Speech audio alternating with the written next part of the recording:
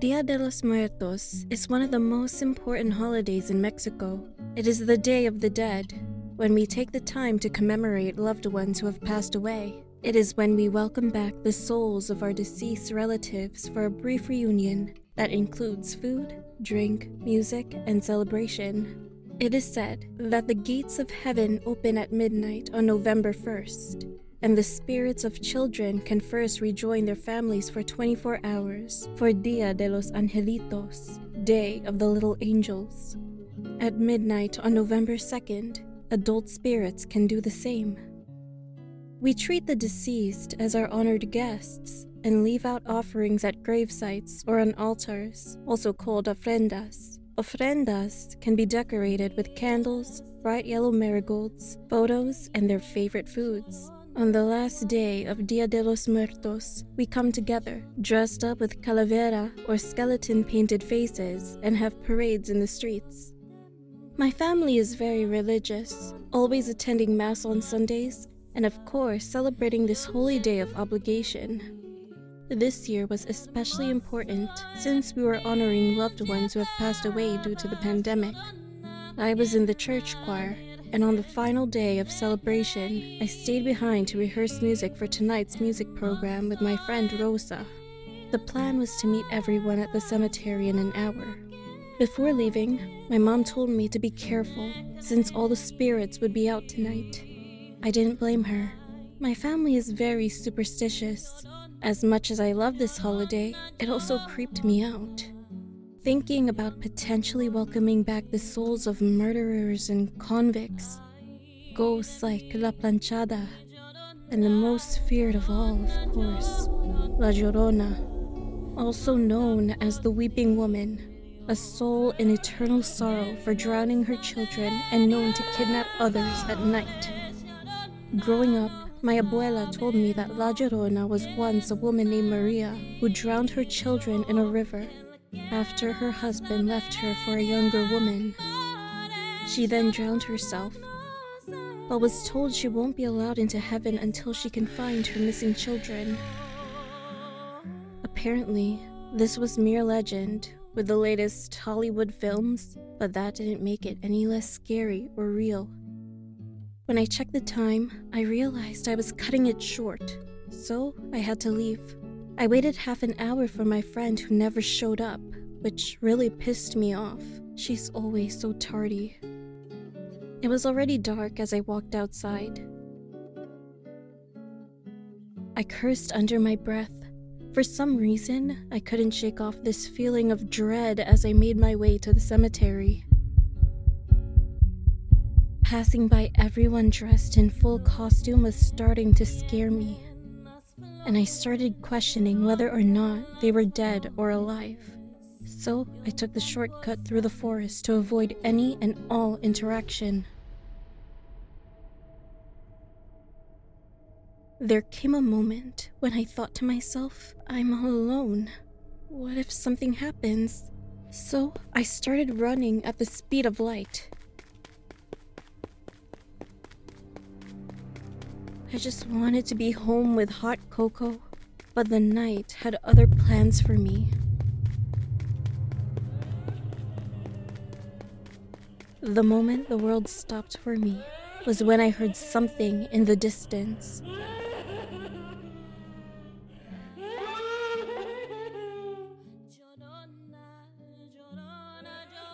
Something like a weeping, a woman crying. And you didn't have to be a rocket scientist to figure out who it was. La Llorona was around. Now, the feeling of listening to those creepy stories about a dead woman is far beyond less terrifying than finding her. Yeah, I found her. Or maybe she found me. I'm not totally sure. Because I spotted something in the distance, a white silhouette that didn't have its feet on the ground. The shape started to get closer.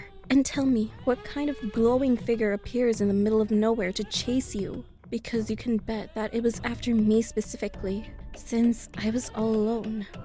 I booked it, escaping the forest and yelling at the top of my lungs trying to find another living being, but having zero luck. It felt as if I was running so slowly and wasn't getting away fast enough.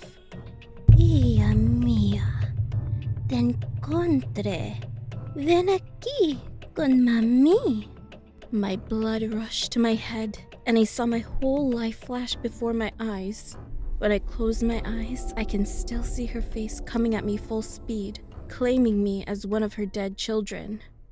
I've been waiting for you. No tengas miedo. We can finally be together forever. I prayed to all the saints I knew to intercede for me, but none came. The wailing was so close to me, and the thought that she was just a tug away from finally having me made me join in duet. Now, what I will tell you is not made up. It's the reason why I fervently believe that the one that appeared out of thin air was La Llorona. At one point, when the moon was glowing, I was able to see a little better. My only thought was to get the hell out of there. And that's when I felt it. Eres mía. The wailing stopped, and a cold hand gently touched my shoulder. It was enough to make my soul jump out of my body. I screamed. God knows I did it, almost exploding my lungs, and I didn't care whether I was on the right track to the cemetery or not. I truly felt her dark presence. I told myself not to turn around. But my reflexes betrayed me, and when I did, this is hard for me to say. I saw her. Her jaw was surprisingly low, and from her eye sockets flowed a blackish liquid. She was a tall, thin spirit, surprisingly beautiful, with long flowing black hair. She was wearing a white gown and veil. Mi hermosa hija. She made this horrible, piercing shriek that I hear on quiet nights even to this day, and started wailing again. I tripped, trying to run away, and when I twisted my ankle, I thought that was the end of it all. I closed my eyes and cried out in pain as she grabbed me by my hair and started dragging me back into the forest. We will be together forever, hija mía.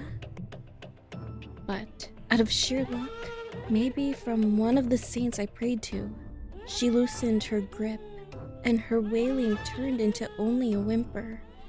I opened my eyes. Deja mi nieta en paz, demonio.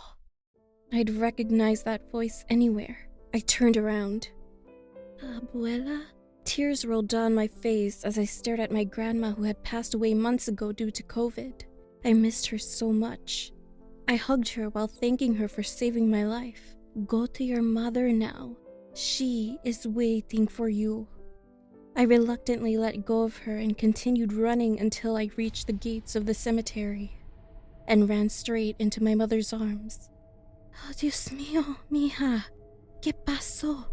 My parents saw me scared to death. I explained what happened to me. My mom started crying. They talked about how irresponsible it was to leave me alone, but smiled when I told them about Abuela paying me a visit. I looked around and asked them where Rosa was, and they looked very confused. Rosa's parents told me they dropped her off at the church for rehearsal. As soon as they learned that she never made it inside, we rushed over to the church in hopes of finding her there. And in the distance, I could hear the wails again. I had a horrible sinking feeling in the pit of my stomach. I tried to stay optimistic. But when we arrived, we found Rosa face down in the fountain in front of the church. And on top of her, La Llorona was holding her head underwater. When we approached the fountain though, La Llorona looked up at us angrily. Then, in a split second, she made this blood-curdling scream and vanished. Rosa's father ran up to his daughter's limp body and immediately performed CPR. Luckily, Rosa was okay. If we had showed up even a second later, I'm sure this would be a different story. So, I urge you, beware of ghosts like La Llorona on El Día de los Muertos.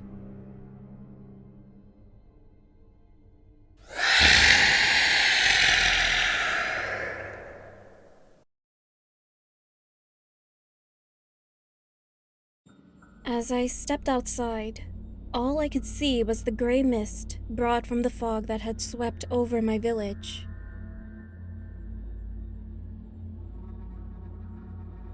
There was a certain eeriness roaming in the cool air, but the gloominess was nothing too out of the ordinary during this time of the year.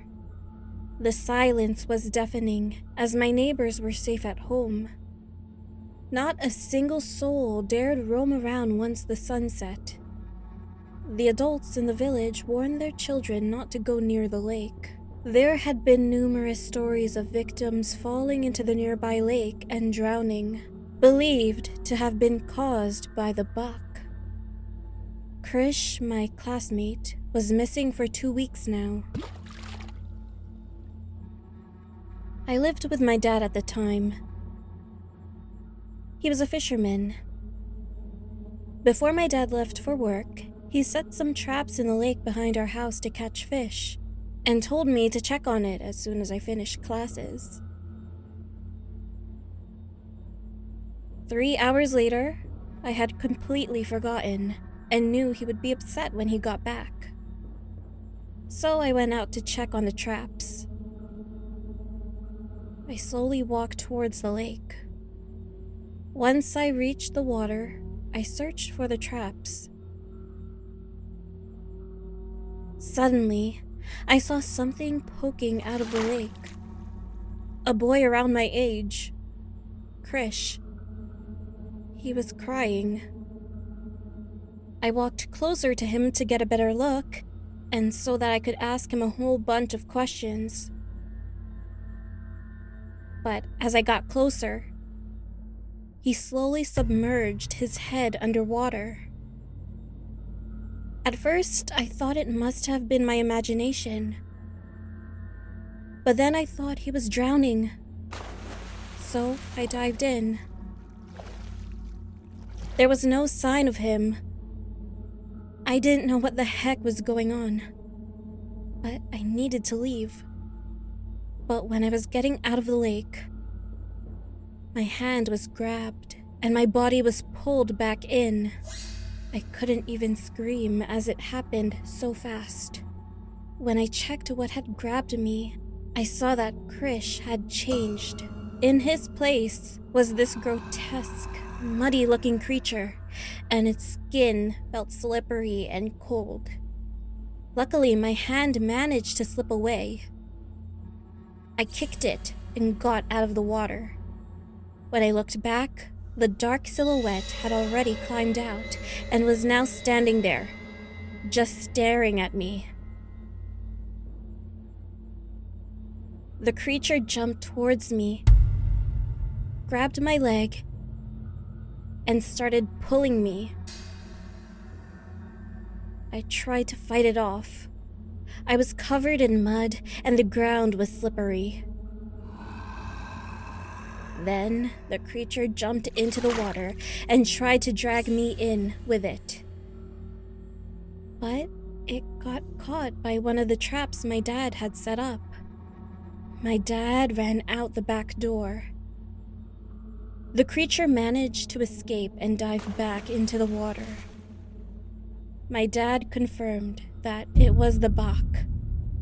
He was trying to catch and destroy it.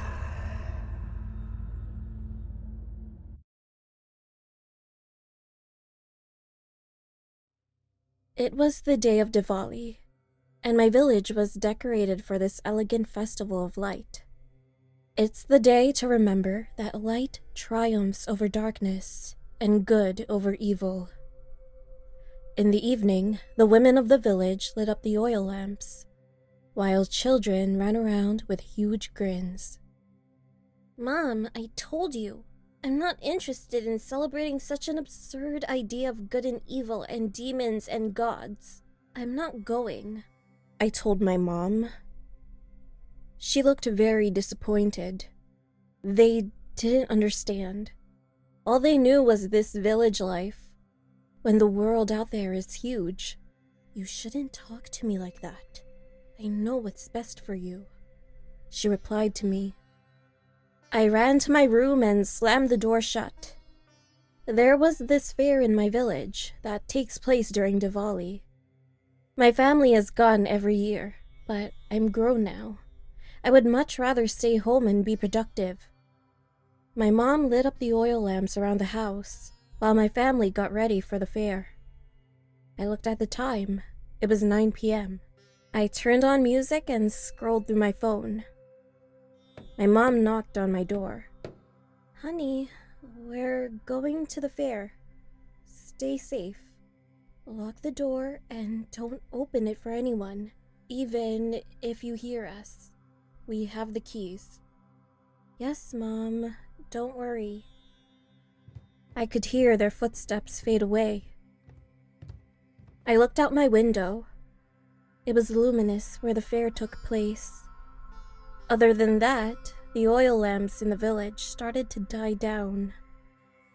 I looked at the oil lamp outside my house. Only 3 of them were burning, and it looked like they were about to go out. I watched as one went out. Only 2 left. I could hear the eerie evening breeze. The second light went out, and as the outside got darker, the rustling of the wind became louder. The last oil lamp was almost burning out now. I could see the flame flickering. I was concentrating on the flame when I saw the shadow of a hand cover and extinguish it. My mind must have been playing tricks on me, I thought to myself, and went to bed. I took out my phone and started scrolling nervously. Then I heard a noise come from the kitchen. The sound of stuff falling on the floor. I tried to ignore it, and it stopped. After about 20 minutes, I had forgotten about the noise and was back to scrolling on my phone, until I heard another noise come from the kitchen. "Mom, is that you?" No one answered. Then I heard someone say my name. Pusha.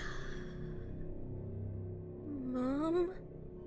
I walked towards the kitchen, but no one was there, and nothing was on the floor. I saw that the front door was left open. I went over to close it, and I saw a figure resembling my mom standing near the trees. "Mom, what are you doing there?" She slowly walked away. "Mom, stop." I ran towards her as she walked towards the trees. I thought maybe it was someone else.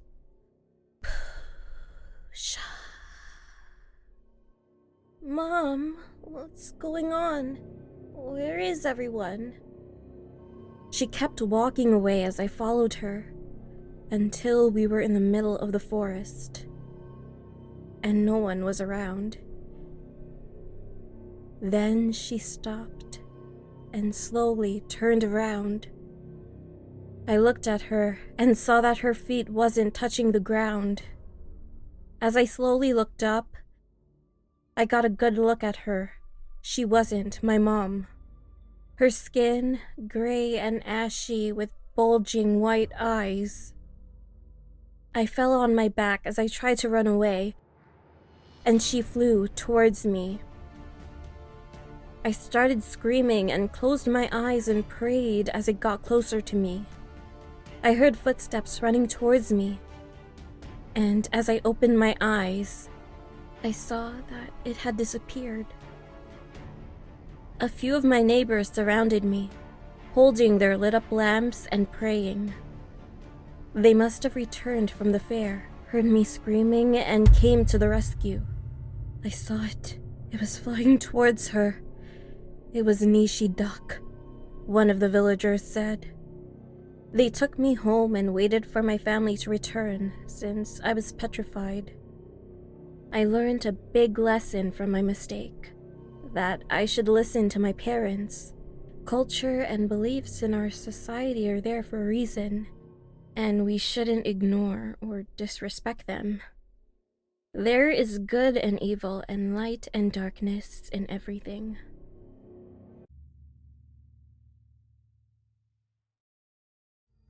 Adish lived with his grandmother in a village in Kolam. His grandmother was old school and superstitious. Adish tried to convince his grandmother to join him in the city. Moving there would mean a life that was much better for the two of them. He tried to urge her, but she kept saying no. Her reasoning was because this was the place she grew up in. There was history there. He could never convince his grandmother, who was so emotionally and spiritually connected to the village. She even said he could go on his own, but he could never leave his grandmother. She raised him after his parents passed away when he was just a kid. Adish gave up on trying to convince her. He knew it wasn't going to work and he'd have to stay here with her. Defeated, he headed to work. He was already running late and told her to take care of herself while he was gone. He walked towards the front door and headed to work. And his grandmother urged him not to work too hard or too long. It wasn't safe out there. I'll try. He had to work long hours due to lack of employees in his office, and it took about an hour to drive to work. After his shift was over, Adish walked out of his office exhausted. He looked at his watch and noticed that it was already 10 o'clock. He got in his car and drove back home. It was pouring as he drove on the very empty street that night, and as he drove, the scent of fresh jasmine loomed in the air. He stopped all of a sudden when he saw a gorgeous lady walking in beautiful traditional attire in the middle of the road. She was dressed in a white sari and almost looked like a bride. He got out of the car and asked if she was okay. She told him she needed help walking home because her dress and shoes were soaked. Adish didn't hesitate and walked her home. She lured him towards a tree. She excitedly said she would make him dinner for his help and asked for lime. Adish felt in his heart that something was wrong, but he was too tempted. She stood in front of him, and he reached his hand out to try and grab her face. All of a sudden, her teeth grew into long, sharp fangs. She jumped on him and tried to bite his neck. But when her fangs touched his skin, she hissed and jumped onto one of the palm trees. He immediately rushed back home and told his grandma everything. His grandmother was calm and told him that no one can touch her grandson. She said as she pointed towards the necklace he always wore around his neck. She gave it to him years ago, and that is what saved him from the ghost, Yakshi.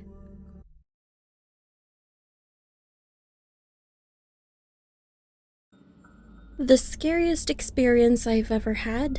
Well, let's go back to my days in the most beautiful regions in all of Colombia, Los Llanos. When my husband was still alive, he was an asshole, a huge one. He was raised in a broken home, grew up watching his drunk father beat his wife and cheat on her time and time again. And you know what they say, the apple doesn't fall far from the tree. We all believe in the animas of Los Llanos, dark spirits that punish those disrespecting life. Murderers, cheaters, and of course drunkards usually end up punished by these souls. In my opinion, El Silbon might be the scariest of all, also known as the Whistler. The version of this story that I grew up to was that it was once a man who committed murder after coming home from work and finding his father abusing his beautiful, loving wife. Apparently, the father was calling her a whore. He was then condemned to death by his own grandfather for the murder, first by lashes to the back by a group of men, then the sharp teeth of starved, monstrous dogs eating his remains. The second version was that El Silbon was once a very spoiled boy who lived on a farm. He wanted his father to hunt for deer, as venison was his favorite food. When the father didn't, the boy killed him, taking out his organs and giving them to his mom to cook. The mother had no idea, and they ate the father's heart and liver. Once the mother found out, she cursed her son and he ran away. Either way, afterward, he became a vengeful spirit, killing womanizers and drunkards, or really anyone who dared hear his whistle at night.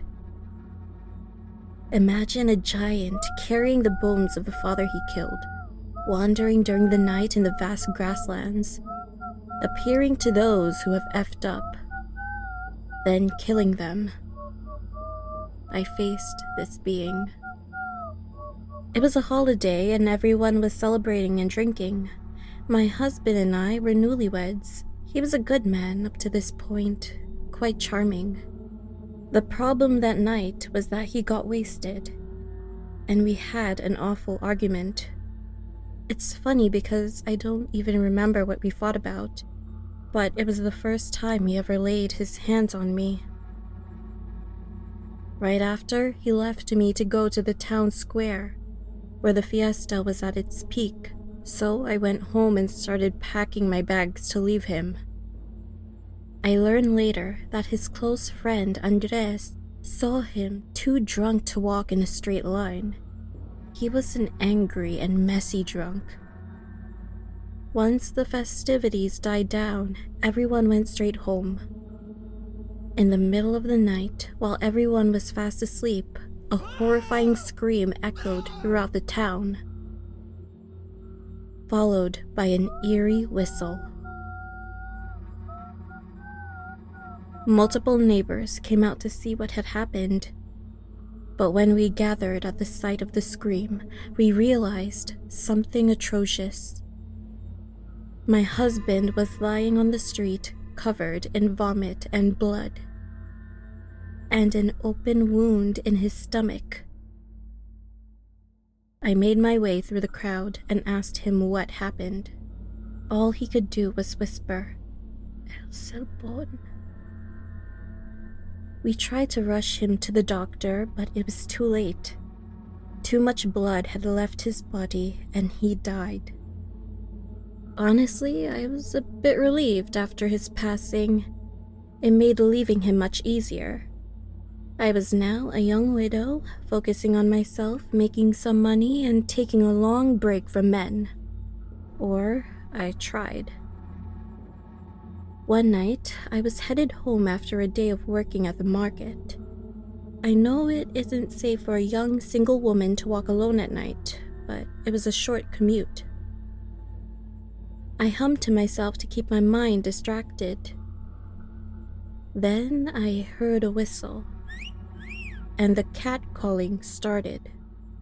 I turned around. It was my husband's friend, drunk out of his mind. Andres ran up to me and started complimenting me, but in a very aggressive way. Then he asked me if I wanted to go home with him. I told him he was too drunk to form any logical thoughts. I walked faster, looking around and hoping someone could help me. But we were all alone. He kept saying very inappropriate things to me, and when he realized I was ignoring him, pushed me to the ground. I was panicking. He sounded and acted just like my late husband. Then I heard another whistle from a distance. Another drunkard? I had enough. Andres got off me but lost balance and fell to the ground. I looked around, but it was dark. All we could hear was the sound of something being dragged. Then a tall figure jumped out from behind a tree and attacked Andres. El Silbon. I remembered what my family told me growing up. When the whistle sounds far away, it is actually close by. It appeared out of nowhere, tearing Andres into bits and pieces by removing his bones one by one. Then the creature put its sack on the ground and started counting all the bones he had accumulated. I was too afraid to move. I sat there, listening to the sound of the bones clacking. I watched its every move, trying to think of an escape. It was a very emaciated giant, almost like a half-skeleton, half-scarecrow, in tattered farmer's clothes and a sun hat on top of its stringy hair. Looking at the creature made me feel a bit sad, because of its lost, empty facial expression. When El Silbon finished its task, it started whistling again. My heart started racing and my palms started sweating. I thought I was either going to have a heart attack or pee myself. Was I next? But it walked away. I sat there, shaking and relieved once again. I remembered. When the sound of the whistle is close to you, you are safe.